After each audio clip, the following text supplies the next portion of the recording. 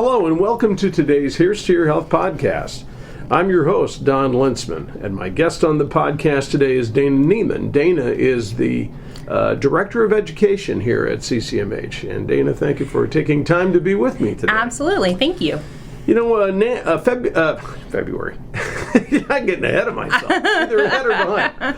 November is Family Caregiver Month, National Family Caregiver Month. I was trying to say family. I had to say something other than National Family Caregiver Month. We're going to talk a little bit about that.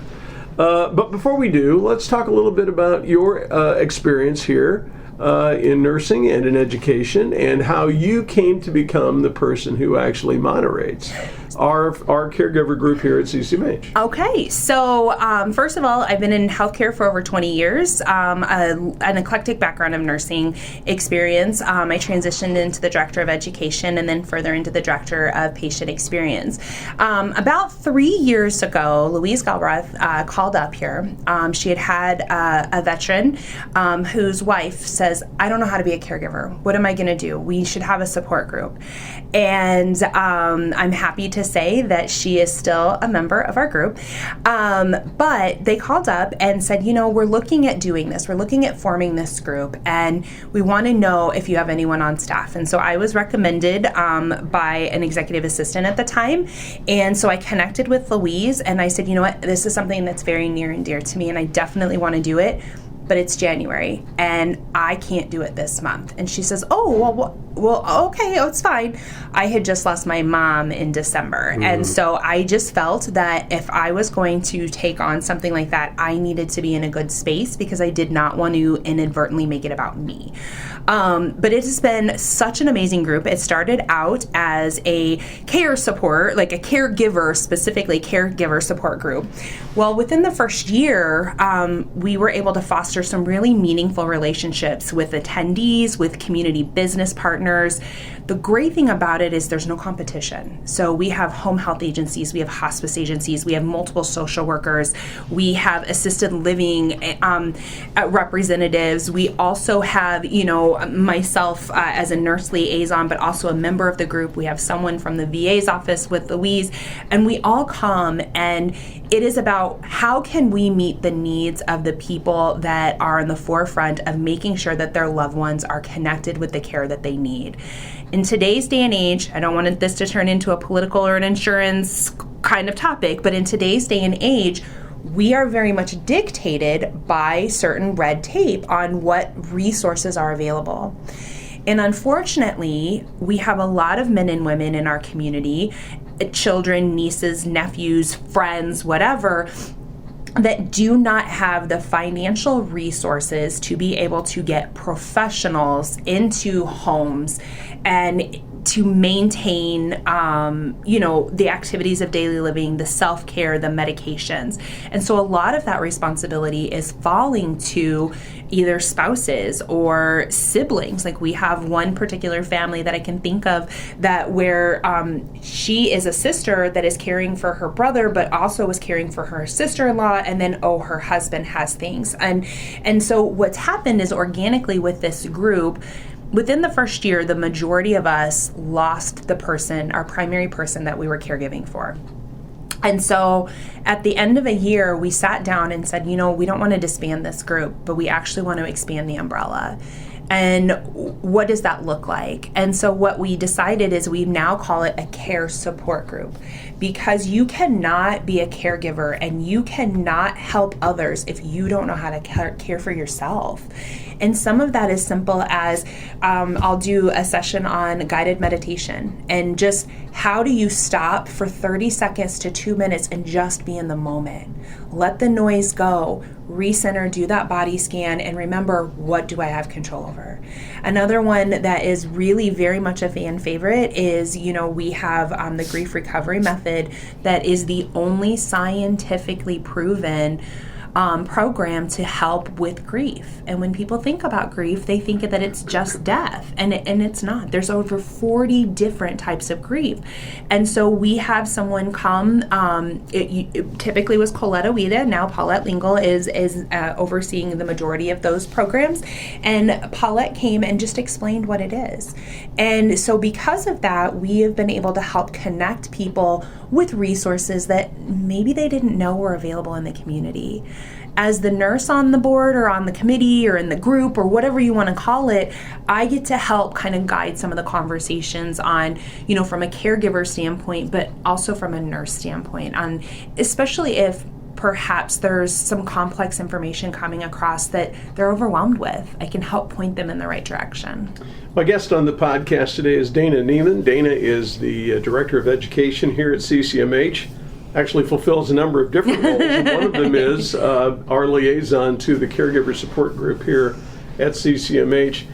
And I think you gave an excellent explanation about what that group is. I think I want to go back for just a second and talk a little bit about who caregivers are and the roles that they fulfill. One of the things that you said from the research that I've done, Dana, makes a lot of sense. Statistically speaking, if you take a look at the people who are being cared for and the caregivers, about 70% of all primary caregivers are female. Yep.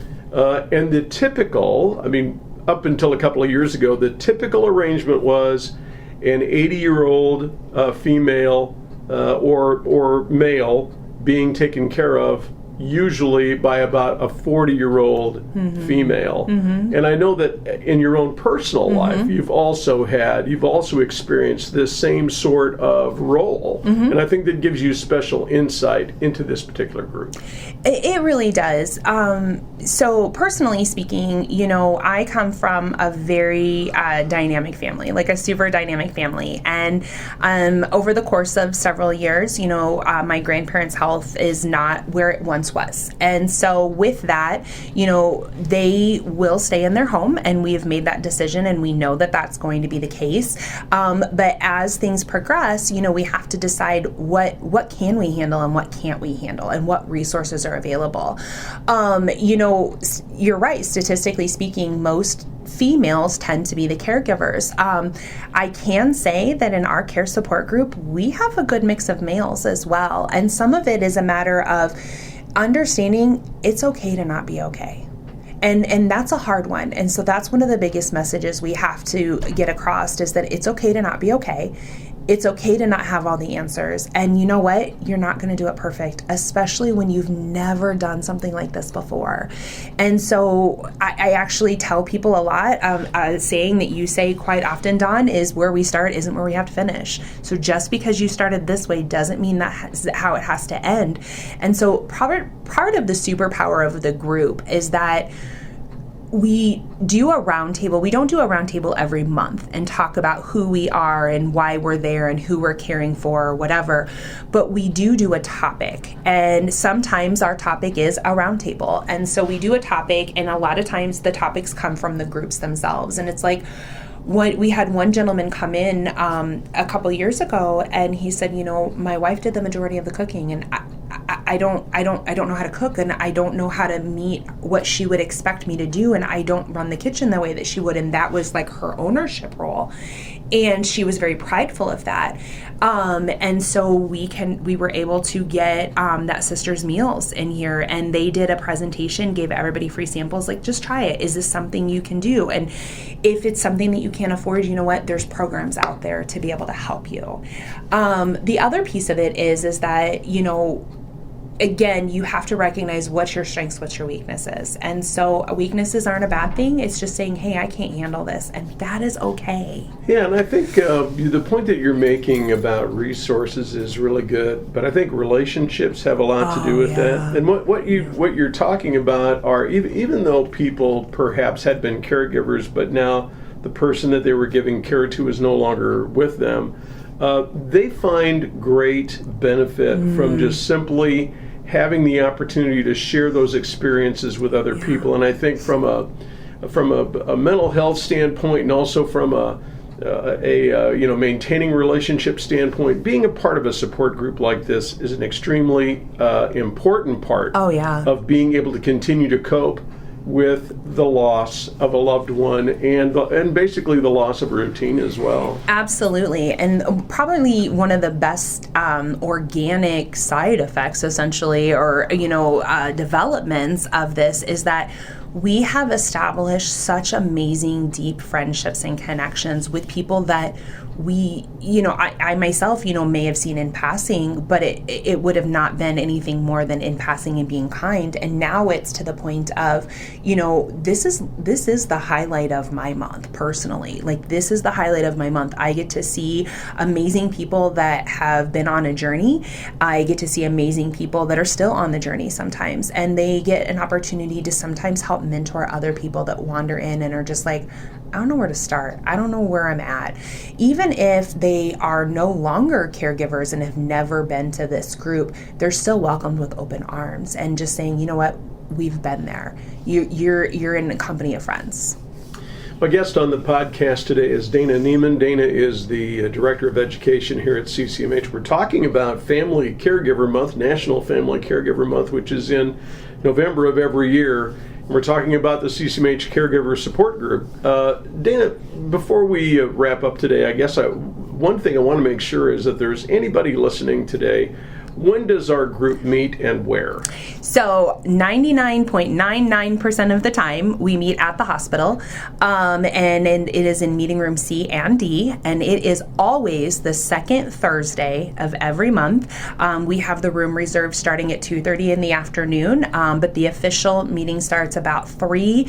Officially over at 4, but I will be very honest with you. Sometimes some people tend to stay around, and there's been a couple of times where I'm leaving the hospital at 5:30 and some people are still connecting. And so it is open to anyone, all ages, all nationalities, all walks of life. We just want people to know that we care. And Louise typically Louise Galbraith from the Veterans Office, for the Crawford County Veterans Office, typically lines up the speakers. I help tremendously with that as well. But, we provide the real estate and the group provides the content. We also give free coffee and some cookies. Sometimes we'll go all out and get a little something fancy. We are going to have our Christmas party in December. And so that is an opportunity to come and have a good snack, have a cup of coffee, a little bit of fellowship, an opportunity to connect with somebody, because holidays are hard. Even if you're not in a caregiver situation, holidays are hard. And, sometimes you just have to have those spots of joy to remember, you know what, today's a good day. We're going to play some games and do some things like that. Yeah, there's no need to register for these sessions. No. And I think maybe what you can speak to is something that there may be at least a couple of people out there today who are saying, I don't know that I know anybody who might be a part of that group. But what would you say to someone who's concerned that I don't know anybody and I'm going to feel awkward and uncomfortable and out of place? How would you respond to that? So if anybody's ever met me, I'm pretty open and welcoming. But it's not even just about me. It's really about the group. There is no judgment. When I said that there's no competition, we have a number of competing business representatives in that room, and there is no competition because we are all on the same platform when we're in that room. And so it's everybody that wants to feel a part of something, everybody that wants to be part of a group that, you know what, it's just okay to show up. And so we have people that bounce in and out. We have people that come once or twice a year. And then we have people that come religiously every single month. And every single person is greeted with a smile, a cup of coffee, a glass of water, a cookie. We do have a few attendees that tend to sit in the back until they get a little bit more comfortable. Maybe they've come a few more times and then they kind of go up into the mix. But everyone is a friend. A couple of things I'd point out. First of all, don't get worried about the parking, even though we have our construction going on. Don't get worried about the parking. We're good with that. Yes. And I would encourage people to also not be intimidated at all by the new wayfinding that we have. Correct. Find a place to park. Come inside the building. More than happy to help people find their way. And we'll put you in touch with everyone who's a part of that caregiver support group, because I do think that's important. Absolutely. In fact, I do have to tell you, we are going on our 3rd year, and everyone knows, like, when it's Care Support Day, and I think that you can attest to this too. I mean, it gets a little wild in there sometimes, and Louise is super proud of the fact that she now has a microphone, and she keeps trying to make me use it. I'm like, Louise, I don't need a microphone. I'm loud enough. But we have that microphone in place because sometimes we do have individuals that do have problems hearing. And I will tell you, I am in my 40s, and I am not the youngest one that attends this care group. Yeah. So that's another big thing, is that sometimes people think, oh, I'm not the right age, I'm not the right stage. And no, if you're even thinking about it, check it out. Check it out a couple times and just see. And if you check it out and you just see and you're like, and you decide not to come back for a couple months, fine. But the door is always open. Yeah, there's no registration, no attendance requirement. Nope.